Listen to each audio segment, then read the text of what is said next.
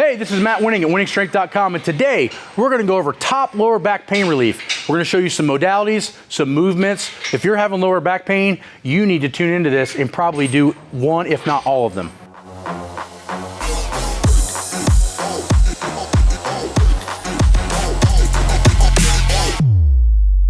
Now, one of the big exercises that I've used for over 20 years and has kept my back super healthy is the banded crunch, standing crunch. And why? Because a lot of times lower back pain comes from abdominal weakness. You got to get your abs strong in order for your back not to hurt. Well, most of the time you're going to hurt your back standing up. So you need to learn how to turn your abs standing up. So this exercise, you grab it up about as high as you can. And then you're not looking for range of motion, you're looking for tightness. So I'm sucking my stomach in as tight as I can, and then I'm going to crunch down about 2 inches. Right? Now, this doesn't look like very much, but it does a lot. One big thing it's doing is it's turning on all my abdominal muscles, or most of them, but it's also pulling up as I'm trying to pull down, which is causing some traction or some relief at the disc in the lumbar and the thoracic region. So this exercise for me, I always do after squatting and deadlifting. It seems to help keep back pain away due to the traction. It's pulling up, I'm pulling down, the back's pulling apart and getting some relief. So remember, if you're having back pain, it could be in your abs. Now, another exercise you're really gonna need, or you really want, is gonna be a reverse hyper machine. And I can't speak enough on this. It's probably kept my lower back from being injured multiple times. But the one big trick you don't see a lot of people doing is doing it single-legged. We've had other videos where we've shown this single-legged and explained why. But a lot of us don't have perfect shaped pelvises, or they're tilted in wrong, or back or forward, or we have a leg length discrepancy that's causing a back issue. So what this is going to do is allow me to separate each side, providing some traction benefit, but also getting these muscles strong and pumped. And a lot of times just movement is going to make your back better, okay? So if I look here, I'm going to lock my leg on the side of the machine. I'm going to raise right here.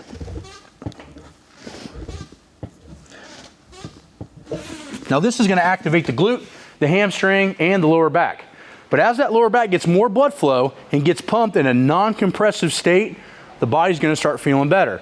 So if you want to do reverse hypers before you work out, it could alleviate pain before it starts. Or you could do this on off days or after big compressive movements, and it's going to alleviate some pain. Now for some of you, that's going to be the whole exercise in and of itself. So if you're 65 and never worked out and you do 3 sets of 10 of that, it's probably going to be enough to get better. So the point is that although this exercise may be used at different times, it's kind of dependent on what you're using it for and when you want to use it in your lifespan or for performance gains or just pain relief in and of itself. So let's see how to use this machine without having this machine. So a great way to do this exercise without having the exercise is just tie a band to the top of a power rack and then pull your heels to the floor. So you're not going to get as much traction as the machine, but it's a really close alternative if you don't have the machine or don't have the money to get one. So I'll use this with clients online that have home gyms, they don't have access to reverse hyper, and we still want some of the benefit of doing reverse hypers. This is a good way to do it. One of the other big factors in lower back pain is sometimes hamstring flexibility and mobility. So one way to gain on that without causing too much distress is to do what I call a PNF stretch with a band. Now why I like this is it seems to facilitate a faster flexibility than just doing a normal stretch. And it seems to also create some muscle strengthening at the same time. So what I'll do is I'll come back this way and I'll hook this around my back of my neck. So now I got a little bit of tension. Now I'll grab at the top and pull until I feel it kind of slightly uncomfortable here. Now what I'm going to do is I'm going to straighten my leg and bend it. I'll do about 50 reps each side. Now what I notice is that this is really pulling on my hamstring. I'm not the most flexible guy in the world, but this is pulling on my hamstring really well. But after I do this flexion extension and stretch this hamstring out about 50 times, it seems like my lower back has way more range of motion, and I've actually cured a lot of my back pain post-training. So I still get a sore lower back too, but if I do this after I get done working out, or sometimes even if it's really bad before I work out, my lower back pain just goes away. So thought this was a great exercise to show you guys to help. So pull on it till you got some tension. This is a little tight with a bent knee, and then straighten the knee. It's pretty simple, but very effective. Now the next thing is you could use a massage gun. These are getting fairly popular and also getting a lot cheaper than they were 5 years ago. You find where the area is usually got issues, you don't need a lot of pressure. You just hold it there and you just let the tool do the work. I'm pushing maybe like 2 pounds. My big thing is I like to hold in one position about 15 seconds, and then I'll move down just another inch, and then 15 seconds here.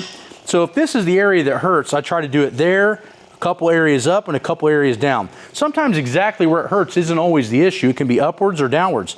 So make sure you hit the entire spot. But 15 seconds in each spot, 4 or 5 spots, both up and down from the area, and that should help alleviate a ton of it. So if you go on winningstrength.com, you're gonna find that we sell these now, and you'll get 50 bucks off using the code. So get one of these massage guns off the website. You're gonna love it. It's awesome, and we use it a lot here at the gym. The next big thing is cold therapy. Now, cold therapy in recent years have gotten a bad rap, but in my opinion, after all heavy squat cycles, I always sit in an ice cold tub and my lower back feels like $1 million. In my opinion, inflammation is something you want to get away immediately. They talk a lot about inflammation being a key thing to help you grow. I'm not so sure. I don't think it's good for the joints. So if your lower back's hurting, try to use cold contrast therapy. If you don't have a tub like this, which most people don't, you can use a cold shower or cold packs. But in my opinion, full body water submersion in a cold area is the best way to get joint pain to go away.